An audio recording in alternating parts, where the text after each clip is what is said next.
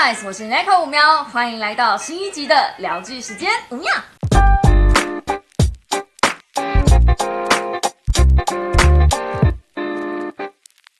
又到了我不务正业兼职当剧评人的一集啦。今天想跟大家聊聊的是前年我在频道上讲过，至今点阅仍然无法超越，这么多年来我说书最多人看，但我相信也最少人真的看懂的一本小说翻拍的日剧。老公的那个进不来，女主角九美子离开了家乡去读大学，大一新生的她遇上了大二学长的老公严一。严一虽然是近乎强行的进入了九美子的生活，但九美子不讨厌用这样的方式认识男朋友。在这里奉劝各位男士别照着做，没有一定颜值是会被扛出去的呀。正式交往后没多久，他们就发现虽然个性和生活习惯样样契合，但是在床上却怎么样都无法进行活塞运动。问题还没结果，天真的他们相信时间会解决一切，稀里呼噜的就结婚了。殊不知就这样过了4年，当上教职的两个人各自有着各自的事业。九美子的第一个班级就是个问题班，几乎同一时间又发现老公瞒着自己偷偷去声色场所洗澡。这个几点卡在小说里也有呢，真是原汁原味重现啊！事业和婚姻两相不如意的状态下，九美子开始寻求网交，任凭各种男人玷污自己的身体。对，她跟其他男人可以，但是她跟自己的老公不行。这种状况真的是天人交战的折磨啊！甚至到了最后得了强迫症，好像必须跟每个来信的男人都发生关系，在精神与肉体都被逼到极限的状态下，九美子终于崩溃了。在老公的支持下离开教职生活，并且跟他摊牌自己早就不是处女的事实，严一一时之间无法接受，但分开反而让两个人看清问题的症结点在哪里。于是性这件事情在他们之间就不再是问题，因为他们决定一辈子用手和嘴巴帮对方解决。我认真没唬烂。我知道我在我的频道说过，性在情侣之间的关系很重要，但是如果真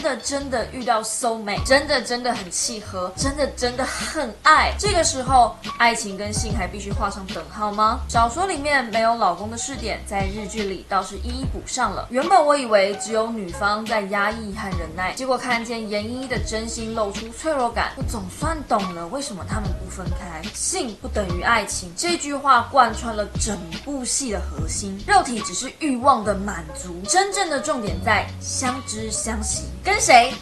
不是重点，重点是我爱你哦，这听起来很渣哎，可是为什么换个环境那么令人感动啊？我在九美子身上看见很多女人的枷锁，包含生孩子的社会压力，对于自身瑕疵感的嫌弃，觉得不被母亲重视的情绪勒索。我不确定到底是先有鸡还是先有蛋，到底是因为无法满足自己老公造成的压力，而后这份压力侵蚀了生活节奏，还是应该反过来说？但总之，九美子这个女人背负着太多期待，最后被压垮了。反观来说，严一这边很一厢情愿的想照顾好九美子，做了很多觉得自己是对的决定，反而让九美子越来越痛苦。虽然我也不赞成继续试着放进去，但反正每次放进去都血流成河，搞不清楚到底是在做人还是杀人了。不想伤害，所以放弃尝试，反而因为这样又是另外一种伤害。他们之间最大的问题是没有沟通，几乎都是严一说了算，连一开始都是严一强行进入九美子的宿舍，九美子没有学会表达自己，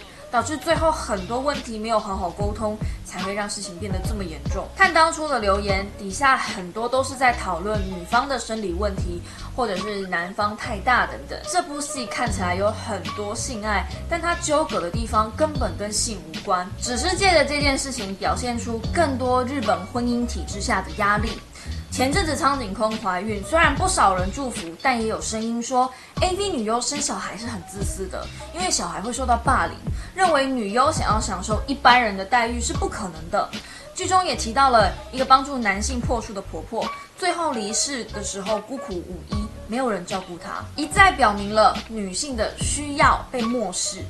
回到这个作品，我原本以为这件事情只会发生在日本，但其实留言区的反应也有很多人是在检讨女性，这让我不禁有一点难过。如果同样的问题发生在欧美国家，九美子根本不会羞于去找医生，严一可能也会带着九美子去做婚姻咨询。进不去的原因根本不重要，重点是现在的状况如此，他们要怎么在不分开的状态下继续这段婚姻？没人选择逃跑或放弃，他们最后坚持了他们的爱情，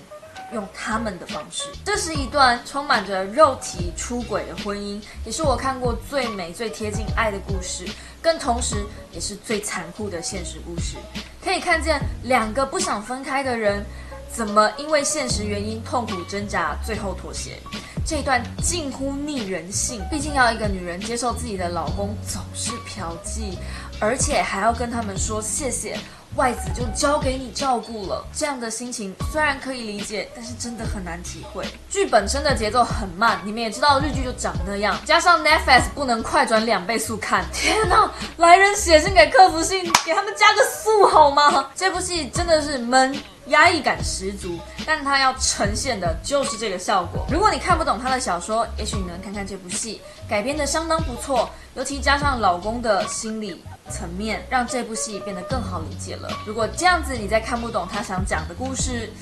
真的也不知道该怎么说了啦。然后只有我这么觉得吗？我觉得石桥蔡金美真的有够像水风刀的，搞得我每次看剧的时候，尤其是大场面的时候，都特别尴尬，真的不知道该不该继续盯着荧幕嘞。但是石桥蔡金美的演技真的很好，眼神死加上各种崩溃，非常传神，完全看不出来她只有26岁，真不愧是我是说石桥蔡金美小姐啦。最后，如果你喜欢我偶尔出这样的剧评影片，记得用力按下大大的喜欢。或者用订阅代替掌声，下方的加入按钮，1个月75块钱，能够支持我这个无业游民，继续在这里创作更多好内容与你们分享。那么下一次希望看见哪部戏的评论呢？在下方留言推坑我吧。我们下一支聊剧时间再见，大家拜拜呀！本来想先做安眠书店的，但我可能会先看《我们与恶的距离》。哎呀，最近追剧的冲动比看书还多，这可怎么办才好哦？